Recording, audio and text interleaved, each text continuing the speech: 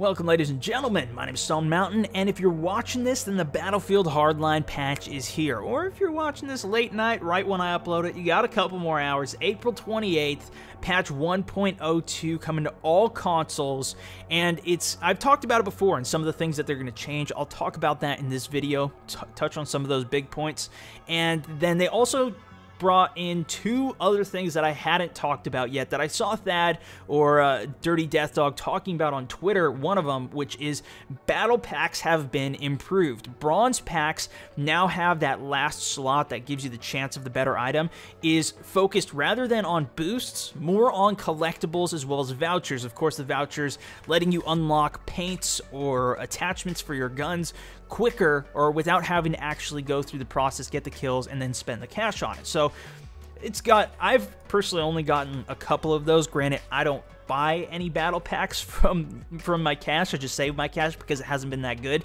Now it will be better. Even the bronze packs giving you better items. The silver packs, in addition, remove any chance of getting standard items or drops and increase the chance of getting collectibles in the last slot. And then gold packs also remove the chance of getting standard items, drops advanced vouchers, and then also greatly increases your chance to get superior or distinguished items, which these can all be things like the paint for a golden paint job for one of your vehicles, or even 100-200% XP bonuses.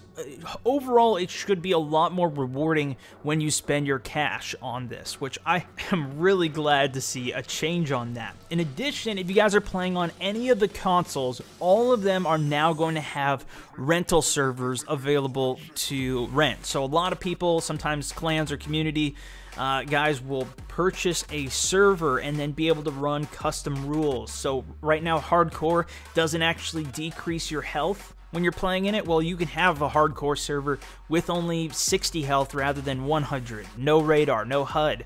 All of those different variations, which really make for some more fun. Plus, you can have as many tickets as you want, pretty much, making Conquest go up to 2,500.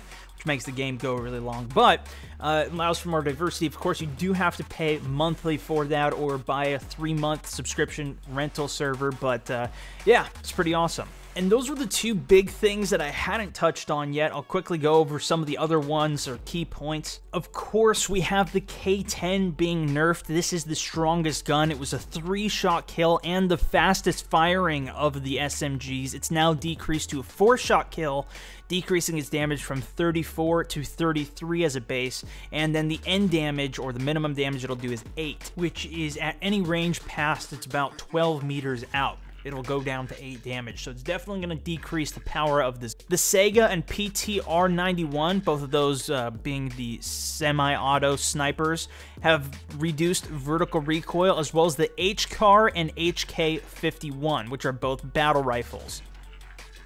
The RO993 has increased rate of fire to 850. We're really hoping the recoil doesn't increase with that as well, because that thing already has plenty of recoil and is a weak gun, especially when compared to any of the assault rifles, particularly M4 or M16. The Jury 410 has increased amount of damage per pellet. That's the pistol shotgun, 20 damage per pellet, so you need 5 of those pellets to hit in order to get the 1-shot kill, and that thing's got a bit of a spread, but increasing the damage per pellet is definitely going to let you do some more damage. The FMG9 increased its max damage from 24 to 25, so now instead of being a 5-shot kill, it's a 4-shot kill. It doesn't have quite as fast a rate of fire as the K10 does, but it's more damage from further away. It goes up to about 20 meters before bullet damage drops off, which is really strong. Battle rifle ammo has been improved, increasing the minimum damage to 25. Therefore, no matter how far away, if you get 4 chest shots, it's going to be a kill, rather than the previous, which was 24 damage. The AKM actually also got a nerf. The minimum bullet damage was decreased to 24. Again, pretty much the opposite of the battle rifles, where now your long-range kills no longer will be 4-shot kills. It's going to be 5 because of that 24 damage rather than 25. They're changing the RPG as well. When you pick it up in the trunk, rather than always coming with 2 rounds, it's now only going to come with 1 shot, which should help some of the balance with all of that explosion.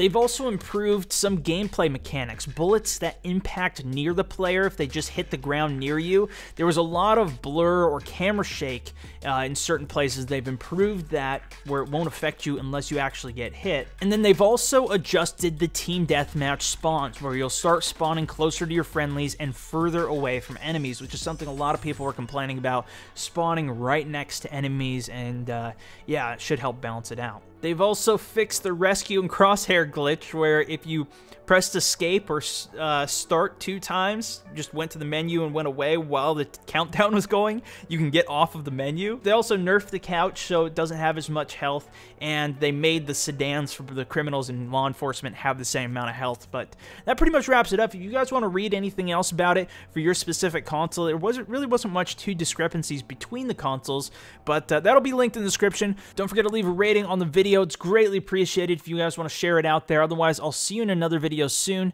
This is StoneMountain64 signing out.